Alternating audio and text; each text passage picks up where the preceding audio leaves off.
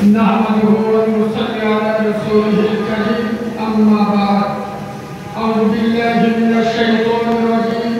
بسم الله الرحمن الرحيم واعتصموا بحبل الله جميعا ولا تفرقوا صدق الله العظيم আমাদের মাথার উপর মাথার তাজ ঈমান ইসলামের লৌহ মানব ঈমান ইসলামের অগ্নি পুরুষ ঈমান ইসলামের মহাপুরুষ ঈমান ইসলামের বীর পুরুষ মুজাদ্দিদুজ জামান আমির শরিয়াত জনাব দাদা হুজুর আবু বকর সিদ্দিক রাহমাতুল্লাহ আলাইহির পরিবার টুকরা আওলাদের আওলাদ যারা পাঁচ জুতো আমরা মাথায় রাখি আমাদের সকলের আদরের প্রিয় ভাইজান হুজুর কেবলা উপস্থিত আছেন বাংলার বিখ্যাত আলেম মাওলানা মুফতি এবং বক্তাগণ আমি অধমকারী মোল্লা দেহাদি শুধু দুটো কথা বলবো জমিয়াতে উলামায়ে বাংলা আমরা অনেকে জানি না এই জমিয়াতে উলামায়ে বাংলা দাদা হুজুর আবু বকর সিদ্দিক রাহমাতুল্লাহ আলাইহির হাতে গড়া সংগঠন এখানে অনেক আলেম বক্তা আছেন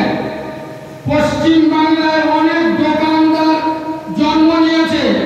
আমরা দাদা পীরের বাগানে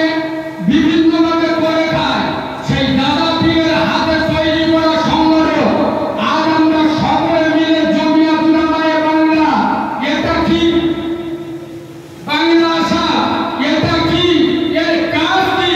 আমরা যদি মানুষের ঘরে ঘরে পৌঁছে দিতে পারতাম আজ এখানে 500 লোক নয় 5000 লোক গাই হতো সোনার বাবাজি এই জমিয়াতে উলামায়ে বাংলা আসা আমার আপনার পীর মুজাদ্দিদুজ জামান আমির শরিয়াত দাদা হুজুর আবু বকর সিদ্দিক রাহমাতুল্লাহ আলাইহির হাতে তৈরি করা সংগঠন বাংলার জমিনে বিভিন্ন যে সংগঠনগুলো তৈরি হচ্ছে আজ যদি আমাদের নেতৃত্বে আল খাওয়ার আওলাদের মুজাদ্দিদুজ জামানকে পাই তাদের হাত ধরে যদি আমরা কাজ করতে পারি আমরা টার্গেট নিতে পারি যে জমিয়াতে উলামায়ে বাংলা আসামে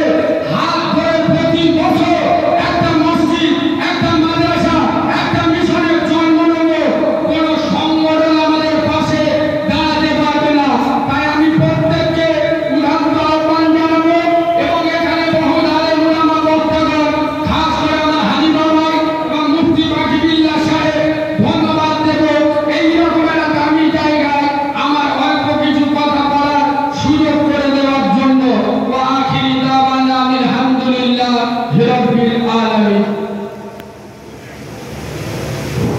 মাশাআল্লাহ।